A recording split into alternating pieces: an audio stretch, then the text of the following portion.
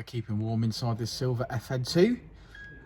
It's just done a standard power run and made 212 brake horsepower. Now we're uploading the Ecutek race ROM to it, to the stock ECU, so that we can tune it and map it.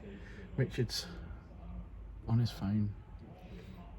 Yeah, I'm just catching up with the Facebook news. You know what it is. Yeah, I do know how it is, mate. I do know how it is. Has the government stopped us being allowed to have modified cars yet? No. Has the government put the price of fuel up to £2 a litre yet? Not yet. Has the government fixed any potholes or stopped any morons lying down in front of cars on the M25? Is the government taking care of immigration properly?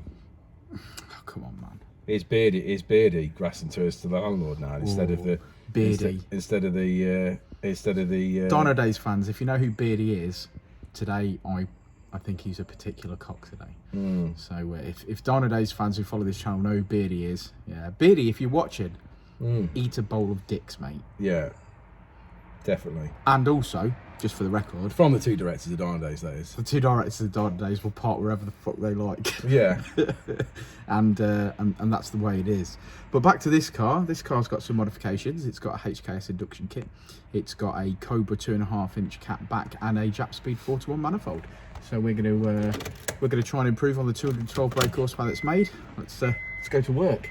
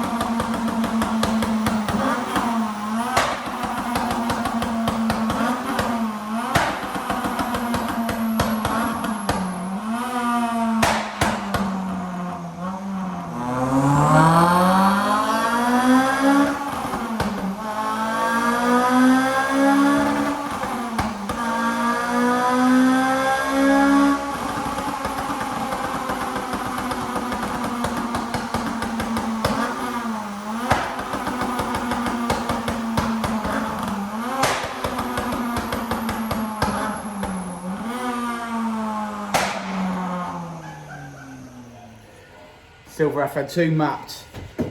That was making some flames, mate. I liked it. Yeah, good. I liked it. Came out good at the end. Yeah. Grab the. So this has got some modifications. So it's got a HKS induction kit, a Jap Speed 4-to-1. It's got a Cobra 2.5-inch twin exit exhaust. That's your lot. That's a lot. That's your lot. And we finished on 220 brake horsepower today. We could improve on that with different modifications. Yeah, I think we're back to the twin exits again. I think that they just by the design of the boxes they are a little restricted. Plus the tailpipes obviously do reduce down as well, generally to like 2 inch, which obviously doesn't help. We've got sort of best for power, as we've talked about many times, is just that Tegra 70mm. It just can't seem to be beaten. I mean, obviously you can if you put a 3-inch system on, Sure, but 3-inch systems tend to be very, very expensive. And I think value for money, you know, the Tegra 70mm works. I think the 70mm is a good bit of kit. We started selling a lot of those. So a lot. It's all good. Manifolds are obviously again good. I mean, you can use a Jap speed if you want. The Tegra manifold is pretty much identical in my opinion. Slight differences maybe, but if I was buying the Tegra 70mm, I'd probably buy the Tegra manifold to go with it, because it does fit. Available on the website. Because it does fit 100%. Then, you know what I mean, like done and fits and no problem. HKS kit again is not necessarily my favourite, but you know, functional and it does work. You know, we can, like I said, we've said many times before, you can only map with what you're presented with. That's right. That's right. Car came in at 212. It's leaving us with 219. We've got some lovely gains throughout the rev range, and we've obviously extended the rev range and things like that. So, you know, all round a better car. Fortunately, this is a non-GT model, so you can't have the switchable maps on his steering wheel and everything else. But we're going to set into map 2 so that he's got his features and stuff working. His no lift shift won't work because it doesn't have a clutch switch. Obviously, if he adds that and does a few bits, then obviously you can. And he can get himself the Ecutek Connect device, can't he? Yeah, get his Ecutek and do all that side of things. So that there are possibilities, but you know, ultimately it'll be a better car for being mapped. Yeah, absolutely. I like it. Have you seen the wings? Did you notice them? No, but I have now. He's noticed them now. What do you think? Not sure. I like them. I'm not a body kit fan, you know that. I'd like the big carbon fibre myself, but there you go. But I'm not made of money. So let's have a look at the graph. That's right, Rich. I can't afford those.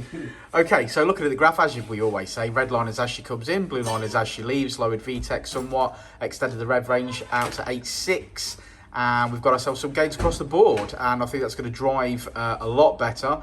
That gain in the mid-range there, that's where it counts, and that's the drivability, and when you're on it, that's going to, especially, you know, on a track, if he was to take it on a track day, that's going to count. And we finished today on what I'm classing as 220 brake horsepower and 190, 189 at the wheels. There we go. These are the bits that I was talking to Rich about. Look at them. What do you reckon to them? I like them a lot. So thanks for sticking around to the end of the video, guys. Like and subscribe and all that jazz. I've been Danny at Dynodaze. He's been Rich Ellis. And Rich! We'll see you on the next one, won't we, mate?